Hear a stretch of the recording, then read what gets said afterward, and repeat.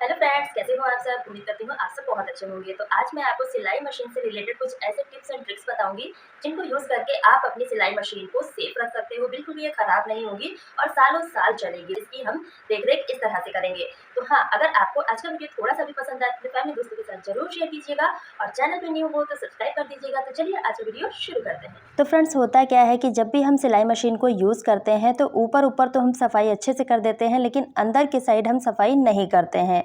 हम इतना ध्यान ही नहीं देते हैं। तो इसकी सफाई को हम कैसे करें कि बढ़िया से क्लीन हो जाए, क्योंकि ब्रश वगैरह लेते हैं तो अच्छे से क्लीन नहीं हो पाता है।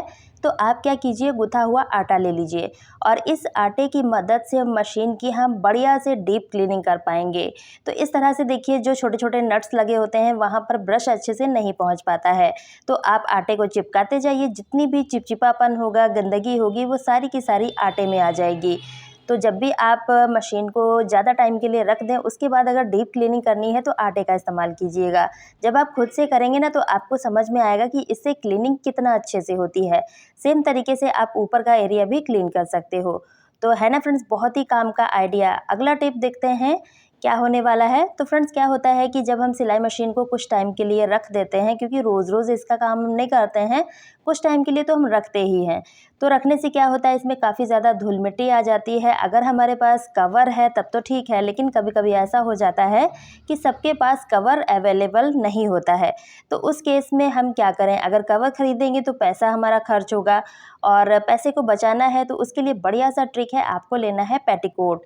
हम सभी लेडीज़ के पास कुछ ना कुछ पेटीकोट एक्स्ट्रा में पड़े होते हैं या फिर पुराने हो जाते हैं जिनको हम यूज़ नहीं करते हैं। तो उनको यूज़ हम कर सकते हैं अपनी सिलाई मशीन में। तो देखिए, जब भी आपको सिलाई मशीन रखनी है, आप इसको खुला बिल्कुल भी ना रखें, क्योंकि इसमें धूल मिट्टी जाएगी, जिसकी वजह से ये जल्दी से जाम हो जाएगी और हमें इसे रिपेयरिंग के लिए डालना पड़ेगा। तो आप जब भी सिलाई मशीन को कुछ टाइम के लिए भी रख रहे हो तो आप पेटीकोट में इस तरह से गांठ लगा दीजिए और उसके बाद इस पेटीकोट को हम एज अ कवर यूज़ करेंगे। तो देखिए कितना अच्छे से मशीन जो है कवर हो गया है। बिल्कुल पता भी नहीं चल रहा है कि हमने इसके अंदर सिलाई मशीन को रखा हुआ है और इस तरह से ये पूरा अच्छे से कवर है। तो इसके अंदर धूल मिट्टी तो बिल्कुल भी नहीं जाएगी और जो हमारा पेटीकोट वेस्ट पड़ा था, जिसको हम यूज़ नहीं करते थे, उसका भी यूज़ हो जाएगा। तो है ना फ्रेंड्स, बहुत ही यूज़फुल ट्रिक। इस तरह से हम छोटे छोटे जुगाड़ को यूज़ करके अपने काम को आसान बना सकते हैं। तो जब भी हमें सिलाई मशीन में कुछ सिलना होता है तो फ्रेंड्स, होता क्या है कि हमें धागा डालना पड़ता है। अब सिलाई मशीन में धागा डालना बहुत बड़ा मुश्किल का काम हो जाता है। तो इसके लिए छोटा सा टिप है, आपको क्या करना है, चम्मच लेना है। हम सभी की किचन में इजीली मिल जाता है। उसके बाद हमें झाड़ू का एक बाल ले लेना है। इस तरह से देखिए, बाल को अच्छे से हमें साफ़ कर देना है, क्योंकि इसमें छोटे छोटे रेशे निकले रहते हैं ना, वो हमें हटा देने हैं। फिर इसको यू शेप में मोड़ देना है और उसके बाद इस स्पून पे हमें इस तरह से इसको लगा देना है। तो इसको लगाने के लिए आप डबल साइडेड टेप का भी इस्तेमाल कर सकते हो या फिर सेलो टेप का भी इस्तेमाल कर सकते हो। दोनों में से जो आपको समझ में आए या फिर जो आपके पास है वो आप यूज़ कर सकते हो। तो ये हमारा बहुत ही बढ़िया सा टूल बनके रेडी हो चुका है। अब इसको हम यूज़ करेंगे धागा डालने के लिए। तो हमें क्या करना है, इस तरह से बनाने के बाद इसको हमें सुई में डालना है। जो झाड़ू का बाल है ना, उसको हमें सुई में डालना है और इस तरह से डालने के बाद चम्मच के नीचे कुछ ना कुछ रख देना है। उसके बाद आपको क्या करना है, धागा लेना है और इस धागे को हमें सिलाई मशीन जो हमने डाला हुआ है ना, इसमें सिलाई मशीन में झाड़ू का बाल, उसमें हमें फंसा देना है और इसको इस तरह से खींचना है। अब देखिए कितना इजी तरीके से मशीन में धागा डल चुका है, बिल्कुल भी झंझट नहीं होता है। बस आप इस टूल को बना के रख लीजिए, जब भी आपको मशीन में धागा डालना है आप मिनटों में डाल पाओगे।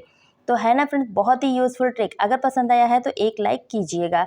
तो अगला टिप है हमारा सिलाई मशीन से ही रिलेटेड। तो फ्रेंड्स, क्या होता है कि सिलाई मशीन में तो हम कपड़े सिलते हैं और धागा लगाते हैं, लेकिन आज हम इस मशीन में ना ही कपड़े सिलने वाले हैं, ना ही इसमें हम धागा लगाएंगे। तो आप सोच रहे होंगे इसका हम करेंगे क्या? तो इसको यूज़ करेंगे हम अपने किचन के कामों के लिए। तो फ्रेंड्स, बहुत ही बढ़िया सा ट्रिक है, आप देखने के बाद भी दंग रह जाओगे और बोलोगे काश ये टिप हमें पहले पता होता तो हम इसको यूज़ कर पाते। तो जिसके पास भी सिलाई मशीन है, इस ट्रिक को एक बार से आप ज़रूर ट्राई कीजिएगा। तो इसमें हमें क्या करना है, जो सिलाई मशीन का व्हील वाला पार्ट होता है ना, इसको हमें मेज़र करना है। तो जितना भी इंच है आप इसको कहीं लिख लीजिए या फिर याद रखिएगा। उसके बाद हमें लेना है डबल साइडेड टेप और इस व्हील पर लगा देना है। तो आप अभी सोच ही रहे होंगे कि इसको हम मशीन को किचन में कैसे इस्तेमाल करेंगे। तो यहाँ पर देखिए इतना हमारा ये कंप्लीट हो गया है। कुछ प्रोसेस हमें अभी इसमें और करना है, जिसके बाद ये हमारा जो टूल है ना कंप्लीट हो जाएगा किचन के कामों के लिए। तो अब हमें लेना है इस तरह का सैंड पेपर। तो देखिए सैंड पेपर काफ़ी ज़्यादा हार्ड होता है, तो इसको हम सीज़र की मदद से ही काटेंगे क्योंकि नाइफ़ से नहीं कट पाएगा। और जितना हमने व्हील को मेज़र किया था ना, उतना ही हमें ये सैंड पेपर चाहिए। तो बस आधा इंच के करीब चौड़ाई लेनी है और लंबाई हमें व्हील के हिसाब से लेनी है। तो इसको देखिए इस तरह से हमें कट कर लेना है। तो एक स्ट्रिप में ये कंप्लीट नहीं होगा क्योंकि सैंड पेपर जो है ना लंबाई में छोटा है, तो यहाँ पर हम डबल स्ट्रिप को कट कर लेंगे। अब इस स्ट्रिप को हम क्या करेंगे, जो हमने ये डबल साइडेड टेप लगाया है ना, इस पर हमें अच्छे से सेट करना है। तो इसके लिए आप क्या कीजिए, इस तरह से इसका पेपर हटा दीजिएगा, उसके बाद ही हमें इसे सेट करना है। बहुत ईज़ी है, बहुत सिंपल है। जब आप इसको यूज़ करोगे ना, तब आपको लगेगा कि बहुत ही ईज़ी है। और देखिए इस तरह से जो इसका खुरदरा वाला पार्ट रहता है ना, ये हमें फ्रंट में रखना है, मतलब सामने के साइड। और जो कागज़ वाला पार्ट होता है सैंड पेपर का, वो हमें डबल साइडेड टेप पे चिपकाना है। तो इस तरह से देखिए पूरे ही व्हील पर हमें इसको सेट कर देना है और जितना एक्स्ट्रा सैंड पेपर है उसको हमें निकाल देना है, क्योंकि बिल्कुल भी एक्स्ट्रा हमें यहाँ पर रखना नहीं है। तो इस तरह से सीज़र की मदद से यहाँ पर हमें इसको कट कर देना है। तो इस तरह से देखिए ये हमारा अब टूल बनके रेडी हो चुका है। इसमें हमें धागा वगैरह कुछ नहीं डालना है, इतना आप ध्यान दीजिएगा।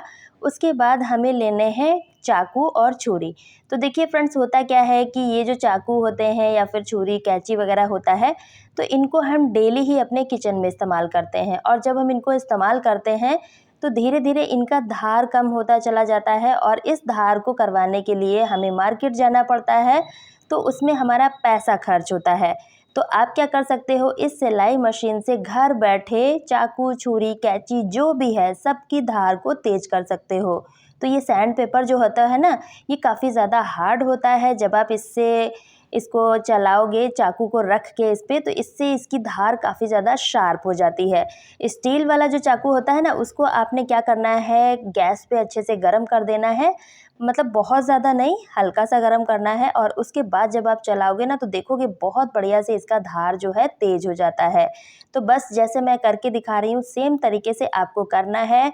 आप देखेंगे सिलाई मशीन से हम चाकू छुरी कैंची की धार को बहुत बढ़िया से तेज कर पाएंगे, वो भी घर बैठे।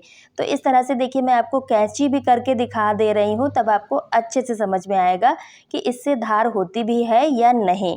तो इस तरह से देखिए हमें हल्के हल्के इसको चलाते रहना है। अगर आपको थोड़ा सा अटपटा लग रहा है तो आप क्या कीजिए, स्लोली स्लोली इस प्रोसेस को कीजिएगा और देखेंगे बहुत अच्छे से धार तेज हो जाता है। तो फ्रेंड्स, आज की वीडियो में आपको कौन सा टिप सबसे बेस्ट लगा है, कमेंट सेक्शन में ज़रूर बताइएगा। अगर आपको वीडियो पसंद आया है तो दोस्तों के साथ ज़रूर शेयर कीजिएगा, एक लाइक करके मुझे मोटिवेट कीजिएगा। तो मिलती हूँ अपने अगले वीडियो में, तब तक के लिए bye bye friends and thanks for watching.